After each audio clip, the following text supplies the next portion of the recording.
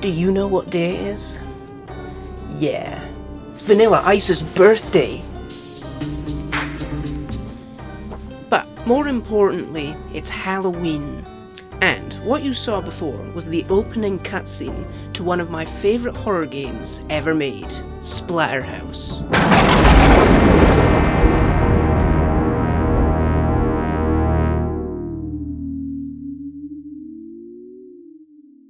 Horror in film has existed since the beginning of the medium, but horror in games took a while to be fully realised. In terms of early video games, there's Texas Chainsaw Massacre and Halloween on the 2600, and the infamous Chiller. There's a lot of old horror games, but these all range from very primitive to kinda crap. But in late 1988, Namco unleashed Splatterhouse into Japanese arcades. It was received very well throughout all the places in the world it emerged, praised for its audio-visual elements, but critics and players were mixed on the gameplay, the most common complaint being that it was too simplistic. Splatterhouse is an immensely important thing to me. It's a cornerstone of all the things I'm interested in as an adult. I was first exposed to it in 2006, and it's among some of my earliest memories. I remember my dad played it in the living room whilst I watched the conclusion to Toy Story 2. I even remember the part he was playing. It was the boar worm room boss. The game left such an impression on me that whenever I see Jason Voorhees, I see Rick, not Jason. It's never the other way around, despite the fact that they knowingly stole the look from Friday the 13th, simply because the designer thought they were making a licensed Friday the 13th game. But that's enough reminiscing for one night. Let's get into Splatterhouse. As seen earlier, the opening introduces us to Rick and his girlfriend Jennifer, as they run towards the West Mansion during a thunderstorm. Why? No idea. I assumed that their car had broken down or something to that effect. The short comic strip that promoted the TurboGrafx 16 port implies that they're there because Rick wanted to meet the mansion's owner, Dr. West. No, not that Dr. West. The game really is towing the line in terms of copyright infringement. Upon entering the mansion, we hear Jennifer scream as they're attacked off screen. Rick has been left for dead, but something else has set its sights on him. Attaching itself to his face, the terror mask revives Rick and will help him save Jennifer. Although a lot of that is left up for you to decipher. There is a story here, it just isn't told. But what is here is meatier than the kinds of stories you'd see in video games of the late 80s. Funnily enough, you don't begin the game in the titular Splatterhouse. You start off in this shed thing over on the right here. Making your way out of the dungeon and torture chamber, Rick approaches the house. At the entrance you encounter the Biggie Man, aka the Piggy Man. An odd case of a mistranslation, but why the hell would he be called Biggie Man? Sure, I think Piggy Man fits less, but what does Biggie even mean? Is it because he's big? Should have called him Large Guy. Inside the house you kill more monsters, followed by a showdown with dusty doppelgangers and an inverted crucifix inside the mansion's chapel. The enemy variety on offer here is phenomenal. All have memorable designs and unique attacks. I especially love the poltergeist boss early in the game, though they're all incredibly irritating, especially the severed hands that flip you off. Eventually, you'll stumble upon Jennifer being tortured by a group of monsters. You've saved her! That's the end of the game. Rick and Jennifer leave the mansion and never return. The end. No, I'm just kidding.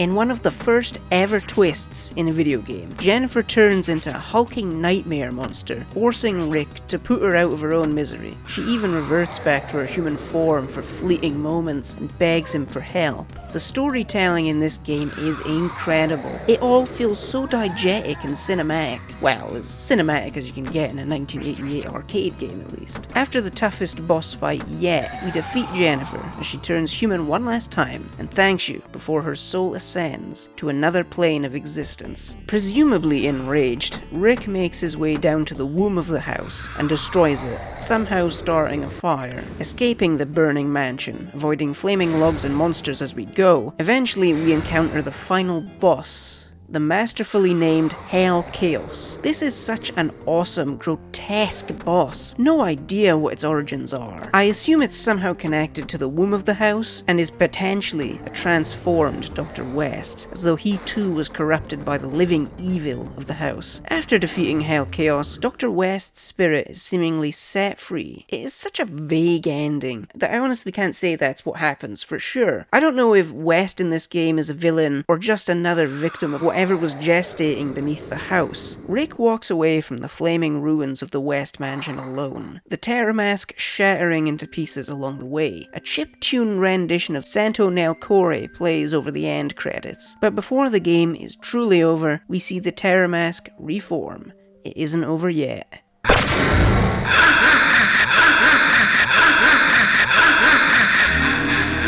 What an ending, seriously. Try to think of another arcade game where the hero essentially loses. So many arcade games of the era fall into that damsel in distress trope, especially games like Double Dragon and Final Fight, which are synonymous for it. But Splatterhouse subverts that expectation and turns the damsel in distress into another grotesque monster for you to defeat. It's a trailblazing subversion of video game expectations. There was nothing else like it at the time. Splatterhouse is an amazing game. Although it isn't without its flaws, the difficulty is legendary. You would have to spend a lot of time with it to learn all the enemy patterns and level layouts. I have no idea how far people managed to get when this was still in arcades. Graphically, it is unlike anything from the time. Horror wasn't a genre that had been executed very well within games, as mentioned earlier. It's an audio-visual masterpiece. The soundtrack is phenomenal. It is some of the best music ever composed for a game. Yet again, leaps and bounds ahead of the vast majority of other arcade games. Players were critical of the gameplay though, which I feel is unfair. The most common complaint is that there's too much style over substance, which results in the combat becoming repetitive, which to an extent is true. The gameplay is pretty bare bones, only utilising 2 buttons for punch and kick. But I believe there's enough variety in monsters with unique attacks and methods for dispatching them, with weapons like axes, cleavers, 2x4s, spears, shotguns, and a single wrench to spice the levels up. It isn't a long game if played from start to finish, taking less than 30 minutes to beat, but if you're playing it the way the developers intended, you're likely to be spending several hours with it. So, you want to know the story of Splatterhouse? The new horror video game for TurboGrafx-16. They say he stalks the old haunted mansion. They say he's looking for his girlfriend.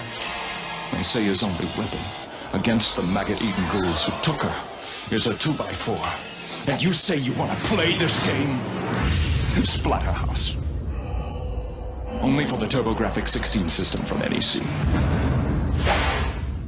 Splatterhouse has been ported several times throughout the years, the most recent being just last year with the Arcade Archives re-release. The most well-known ports of the game can be found on the PC Engine and TurboGrafx-16. These are relatively straightforward translations of the arcade original, just with the overall presentation being watered down so that it'll run on the console. Most notably, the TurboGrafx-16 port was censored for its delicate American audience. The colour and design of the Terror Mask was also changed, going from a white hockey mask to a red one. I suppose I should talk a little bit about the subsequent Splatterhouse games, but I don't have quite as much to say about them, but I'd be remiss if I didn't talk about them at all. Released on the Sega Mega Drive in 1992, Splatterhouse 2 sees the return of Rick and the Terror Mask as they embark on a mission to save Jennifer's soul. Rick returns to the ruins of the West Mansion, only to discover a second house. Just roll with it.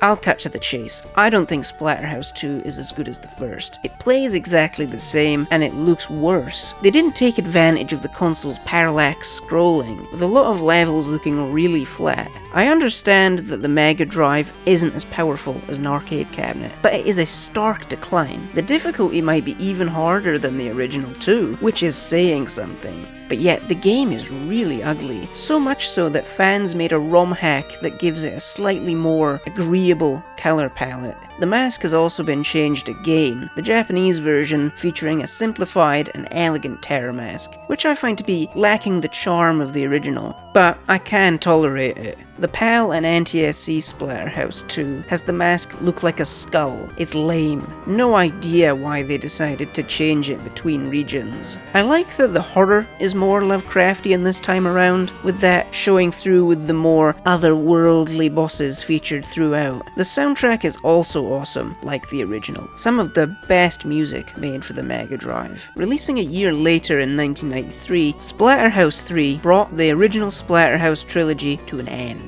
This one shook up the gameplay at long last, bringing it closer to beat-em-ups like Final Fight. Splatterhouse 3 has an awesome story, building off of the first two games. The digitized graphics and the cutscenes add a level of eeriness the second game was lacking. Plus, the redesign of the terror mask rocks. It's so good that they didn't even bother changing it for the reboot. It features 4 possible endings as you're timed throughout each stage. The deaths of both Jennifer and your son David lingering as you make your way through the many floors, meaning you need to find the most optimal route in order to save them in time. Admittedly, I'm not keen on the timed elements. I'd rather play at my own pace and explore the many rooms that these floors have to offer. Sadly, despite the gameplay revamp, Splatterhouse 3 loses a lot of the signature environmental hazards. The weapon variety is somewhat lacking too. The introduction of the POW meter is a welcome addition, allowing Rick to hulk out by becoming more powerful. This is an ability best reserved for boss battles. It is graphically superior to Splatterhouse 2, but the music isn't as memorable. I can only really remember a couple tracks, as opposed to most, if not all of them. Splatterhouse 3 is more enjoyable than 2, but it comes up short in a few areas, with the gameplay loop becoming stale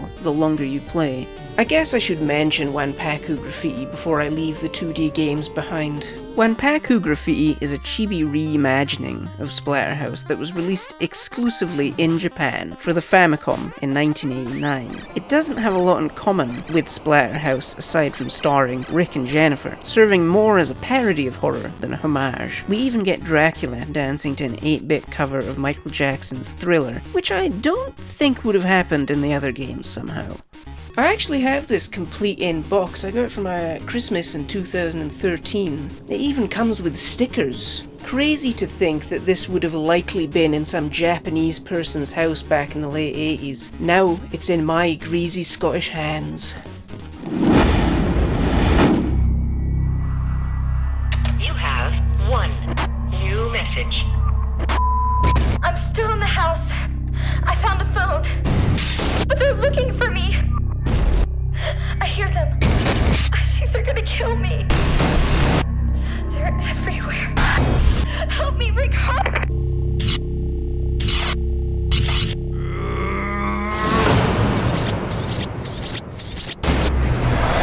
I'll save you, Jennifer.